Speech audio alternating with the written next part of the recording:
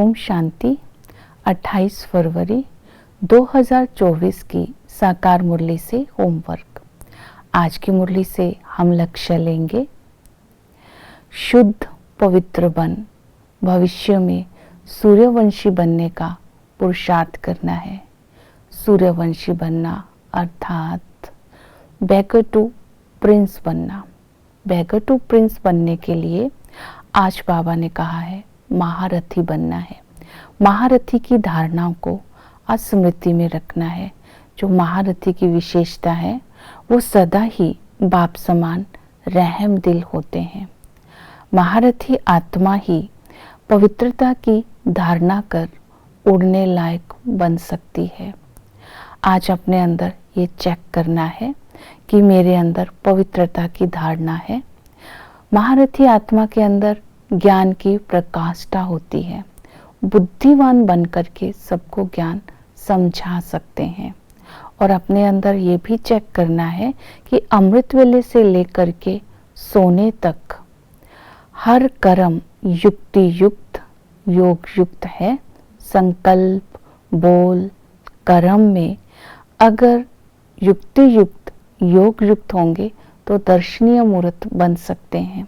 तो ऐसी महारथी की विशेषताएं आज अपने अंदर चेक करेंगे, क्योंकि ज्ञान अमृत को जीवन में धारण कर ऐसी आत्मा दूसरी आत्माओं को स्वर्गवासी बना सकती है।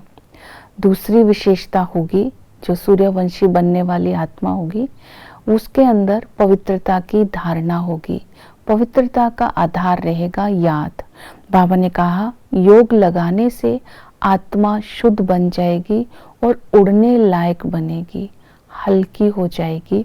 इसके लिए निराकार बनकर निराकार की महिमा को सारा दिन स्मृति में रखना है कि बाबा ज्ञान का सागर है, पतित पावन है, क्रिएटर है, डायरेक्टर है, ब्लिसफुल है, वर्ल्ड ऑलमाइटी अथॉरिटी है। जो बाबा की महिमा है, जो बाबा का कर्तव्य है, वो स्मृति में रखते ही जैसा मनन करेंगे, जैसी स्मृति होगी वैसी कृति हो जाएगी, हमारे संस्कार बन जाएंगे। और उसके साथ भिन्न भिन्न संबंधों का रस सारा दिन लेते रहना है। पिता के संबंध से बाबा इस संगम पर आकर के हमें स्वर्ग का मालिक बनाते हैं।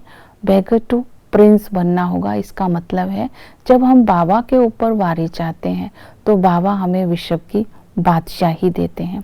टीचर बन करके बाबा हमें ज्ञान सागर बन स्वर्ग के मालिक बनने की नॉलेज देते हैं।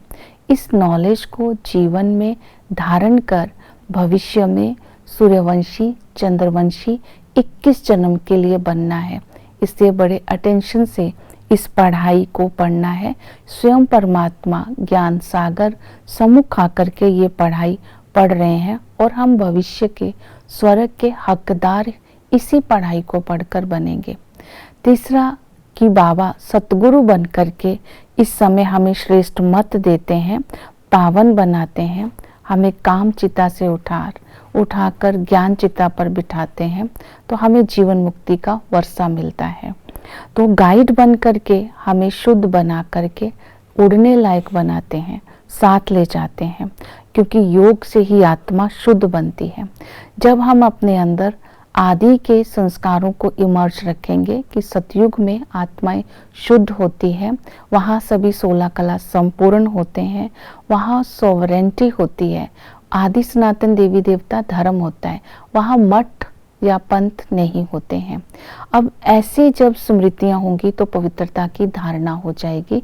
और सर्विस में लगने के लिए बाबा ने कहा सर्विस में लगना है तो पहले अपने अंदर ज्ञान की प्रकाष्ठा होनी चाहिए और बुद्धिवान बन करके दूसरों को समझाना है कि गीता जयंती ही श्री कृष्ण जयंती है। पहले शिव जयंती आती है, शिव जयंती से गीता जयंती, गीता जयंती होने से कृष्ण का जन्म होता है। इसके ऊपर नाटक भी बनाना चाहिए। बाबा ने कहा ये भी बताना है कि संगम पर ही बाप आकर के गीता ज्ञान देते हैं। और महाभारत युद्ध जो है वो सतयुग में नहीं होता है, जब हमारे अंदर ज्ञान की प्रकाष्ठा हो जाती है उसके बाद ही ये युद्ध होता है, जिसमें पांडव, कौरव और यादव होते हैं। तो ये है यूरोपवासी, कौरव है जो ज्ञान को नहीं मानते, पांडव है बाबा के बच्चे। तो ज्ञान कब दिया गया, कैसे दिया गया, पुण्यात्मा की दुनिया कौन सी है और पापात्मा की दुनिया कौन सी है, शिव जयंती कब मनाई जाती है, इन सब बातों का ज्ञान हिंदू महासभा में देना है और कॉन्फ्रेंस में देना है।